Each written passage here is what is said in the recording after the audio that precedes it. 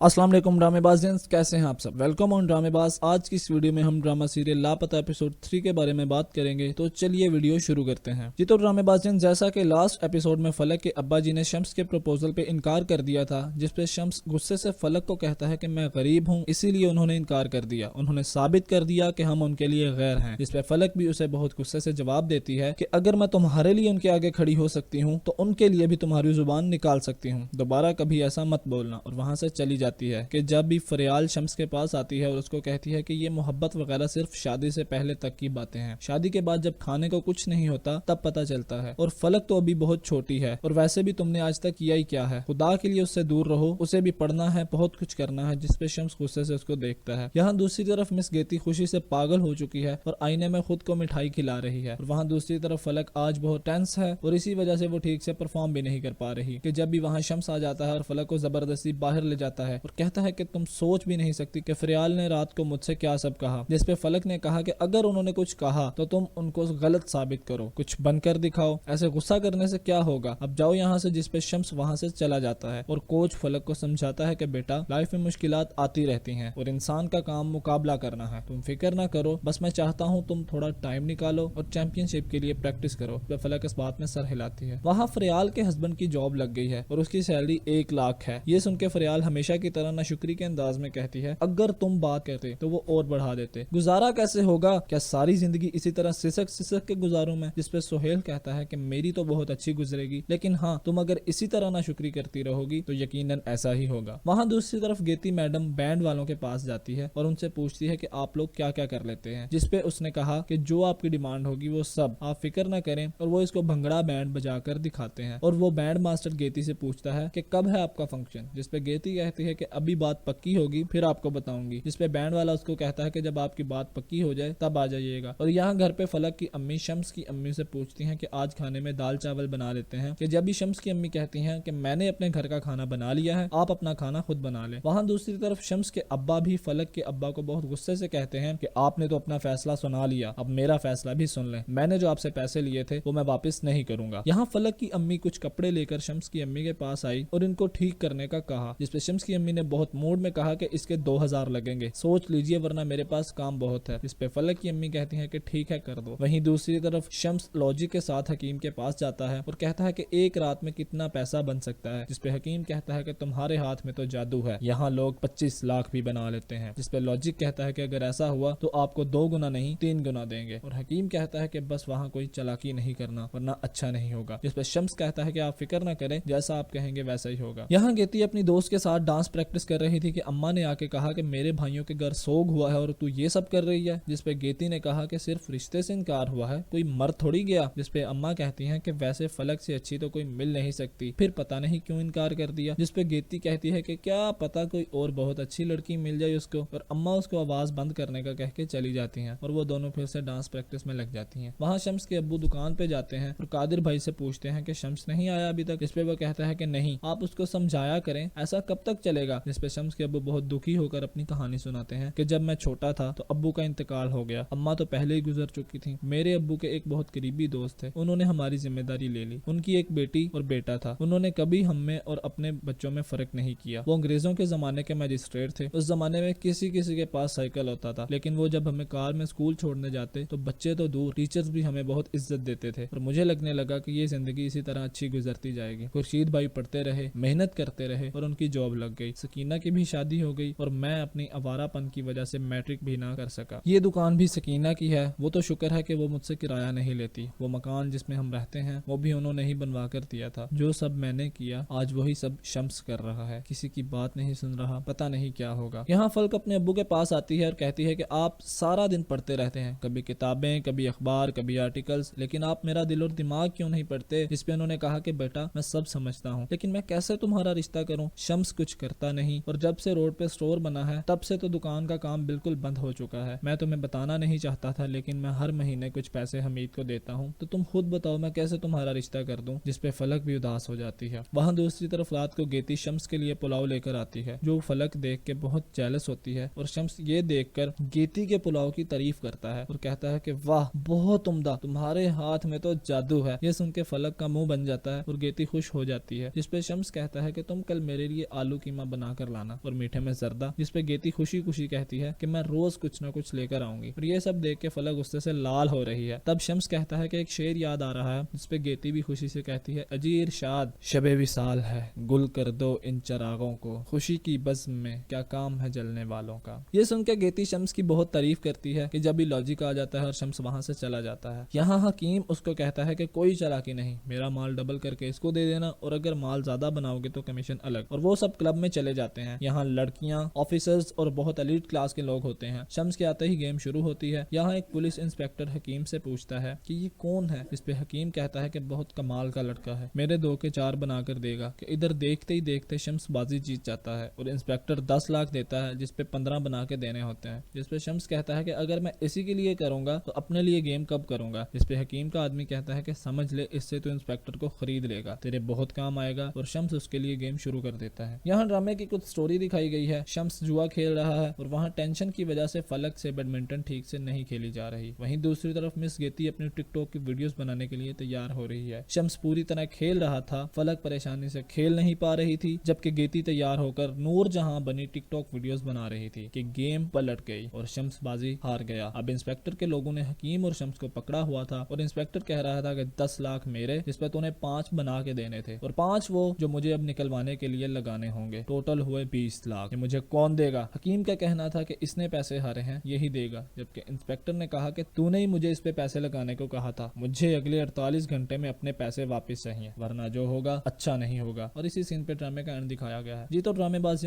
कैसी लगी आपको ड्रामा सीरियल लापता एपिसोड 3 के रिव्यू की वीडियो, हमें कमेंट्स में जरूर बताइएगा। नेक्स्ट एपिसोड की वीडियो परसों तक आ जाएगी, इसीलिए अभी तक अगर चैनल को सब्सक्राइब नहीं किया तो सब्सक्राइब करके बेल आइकन को प्रेस कर दें। वीडियो को लाइक और शेयर जरूर कीजिएगा। मिलते हैं नेक्स्ट वीडियो में, अपना बहुत ख्याल रखिएगा। अल्लाह हाफिज।